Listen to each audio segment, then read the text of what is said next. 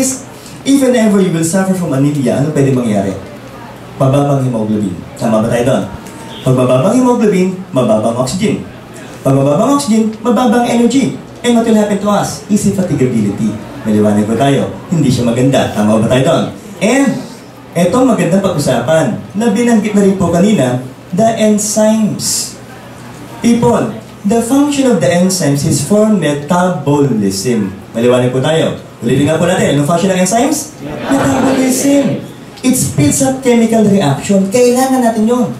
At ang isang magandang protein na nanggagaling din po sa ating DNA is a so-called immunoglobulin. What are these? The antibodies. Ito po yan. Okay? People are asking me, Doc, maganda ba ang antibodies? The answer is definitely yes. Why? They will bind with antigens. They will bind with the microorganisms and they will help kill the microorganisms inside our body. Maliwanag po ba tayo doon? So the basic question is, Doc, ibig sabihin, kung magandang function ng cell natin, hindi tayo magkakasakit. Yes, supposedly. But now, tingnan natin itong sinabi kanina po, no? Again, what do we call this one, people? Free radicals. Ang daming binanggit about free radicals. And guys, ang papakita ko sa inyo yung visuals na binanggit po ni Dr. Ong kanina. Maliwanag po tayo. So, how can we get them, people? Unang-una po, as what was mentioned earlier, ano bang pwedeng gawin ng mga free radicals sa katawan natin? At gaano ba sila kadami? As far as other scientists are concerned, sabi po nila, we have approximately 50 billion free radicals in the environment. Inside our body, inside our cells. And they can penetrate your cell and can damage your DNA, walang protein, and they can even damage your what? Your cell membrane. What will be the end product, people? Death to your cells. Maliwanag po tayo. Okay. Pakita natin yung mga possible sources. At ang pwede mangyari. Hydrogen peroxide. Lipid. Hydroperoxide. Metal, smoking, ischemia. Ibig sabihin po lang, kulang po yung daloy ng dugo. Anong pwede mangyari? Kung meron tayong mga antioxidants, we can suppress the so-called free radicals from damaging our body. Pero paano kung sobrang dami po? Ano mangyayari ngayon? It can damage your lipids, your proteins, your DNA. Tama ba tayo doon? Oops! Kung meron kang mga scavenger ng free radicals, protektado na naman tayo. But what if ganun karami pa rin yung mga free radicals? Ano nang pwede mangyari? It can damage your body and it can cause different kinds of diseases, cancer, and of course, aging. Maliwanag po tayo. Ano doon? Ibig sabihin mo, hindi tayo tatanda. Hindi ho. It will only delay aging process. Tama ba tayo doon? Okay. Masarap ba tumanda? Kalagay ko, ewan nyo. Edad pwede, mukha, wag. Tama ba tayo? Ngayon, eto yan eh. Where can we get them? Exposures of the sunlight at around 11 a.m. to 3 p.m. people, hindi ka na makakakuha ng vitamins. What you're going to get is what? Ultraviolet that can possibly cause cancer of the skin. What else do we have here? Radiation. What else do we have here? Pollution. And of course, eto masarap pag-usapan sa lahat. Guys, okay? Ano bang ginagawa muna ng mga free radicals from the outside, especially if you're a smoker? It can penetrate the membrane. It will disrupt the membrane. It will cause a hole in your membrane that can lead into what? Cell death. Ano to? Ba't tinuro natin ang mitochondria? Okay. Sabi po nila, ang mitochondria, magandang function. Tama ba tayo doon? Anong function ng mitochondria? It will produce ATP or energy. Tama ba tayo? Ito ang problema. Kung meron po tayong free radicals sa environment natin, meron din po tayong free radicals sa loob ng cell. Why? As the mitochondria produces energy, at the same time, gumagawa rin sila ng sangkatermang free radicals. Anong pwede niyang gawin? Sisirain na naman ang membrane. Okay, ano pa gagawin niya? Pati po mga nerve cells natin, sisirain din niya. Guys, very damaging po ba ang free radicals kung pag-iisipan natin mabuti? Yes, why?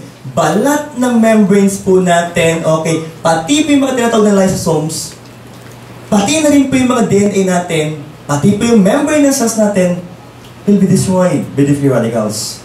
Delikado ho, maliwanag po tayo doon. So isipin mabuti, nakakatakot ho ba ang free radicals ulit? Yes. Definitely guys, ito na po. Smoking.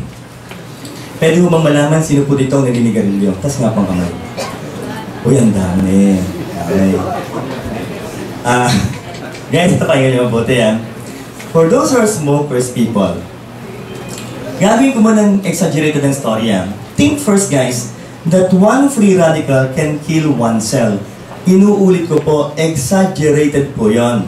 Pero for the time being, isipin nyo, ang isang free radical, papatayin ng isang cell. Maliwanag po tayo. Now, sa mga naninigarilyo dito, sino pong nakakaisang kaha ng sigarilyo sa araw? Tas nga po kamay.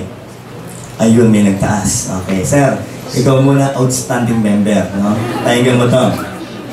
Ito po, hindi na po biro. This is already scientifically proven. Sa isang stick ng sigarilyo, sir, gaano karami ang free radicals? Sir, we have approximately 1 million free radicals.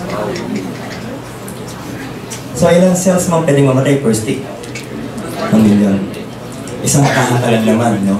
So, ilan po yun? That's 20 sticks. Magkano yun? 20 million. Sabi na, Doc, times 365 days, delikado po tayo. Maliwanag pa tayo doon. Now, ba't ko pinakita ang bagat puso? Ito yung mga normal po, no? If you're a smoker, this can possibly happen to you. Sabi na dito, smoking is cool, right? Pero kung isip niyo mabuti, guys, pag naninigarilyo ka, eto maging kulay ng baga mo. Itim na itim. Compared mo sa isang magandang baga, maliwanag po tayo. Malamang, sir, nagsisimula ka na maging ganito ang baga mo. Maliwanag po tayo. Ito pa. Pagkita po natin. Ano sinasabi? Quit smoking, people. Guys, I'm sure lahat po tayo dito, may kaibigan, may kamag-anak, naninigarilyo. Tama ba tayo doon? Ang lagi ko sinasabi, para ba kayong ginagawang manok? Pinapausukan kayo araw-araw. Ang tawag doon, second-hand smoker. Maliwanag po tayo. Ang problema nun, guys, mas doble po yung pumapasok na free radical sa katawan natin. Why? Wala tayong filter. Maliwanag ba tayo doon? Ibig sabihin, kung sila magkakasakit, mas mabilis ka magkakasakit. Maliwanag ba tayo? Okay, ngayon, idiretso natin ang usapan. Sinabi na po ni Sir Jun kanina, if you will inhale, people, siningkut mo na yung free radicals ng katabi mo. Why? They're everywhere. Airborne, pagkain, kahit saan po, marami tayong free radicals. Are we clear with that one, guys? Ayun. Isipin niyo mabuti, no? Maybe you're wondering, Doc, bacteria, detergents, sabi kanina, UV light, operation, smoking, stress, breathers, harmful smoke, food additives, lahat free radicals? Yes. And what can possibly happen to us? Yan. May kakalala mo ba kayo mayroong cancer?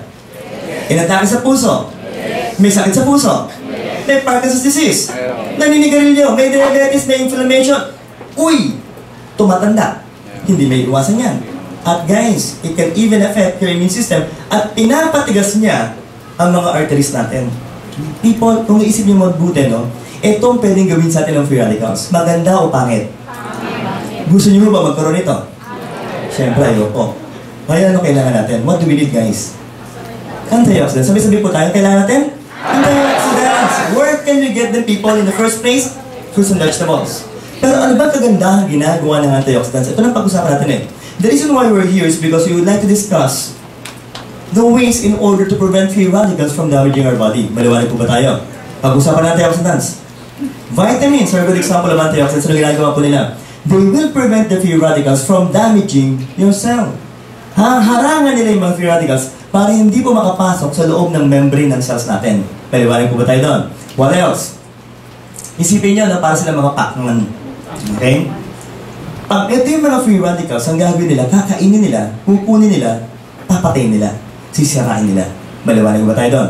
So kung isipin mabuti, maganda ba ang antioxidants? Yes. Guys, imagine, ito ang cell mo.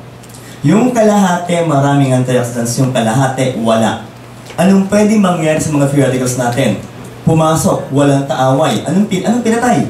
Yung mga organelles ng cells natin, including your DNA. Magkakasakit ka ba pag ganon? Yes. Ito yung mga antioxidants. Okay? Anong ginawa niya? Hinarangan niya yung mga free radicals in order to preserve the organelles of the cell. Ibig sabihin po nun, napapaganda niya yung function ng cells natin at we can be able to prevent diseases from happening inside our body. Maliwanag ba tayo doon? Guys, eto ho yan eh. Sabi nga po kanina, no? Free radicals po na wala na isang electron. Pag siya po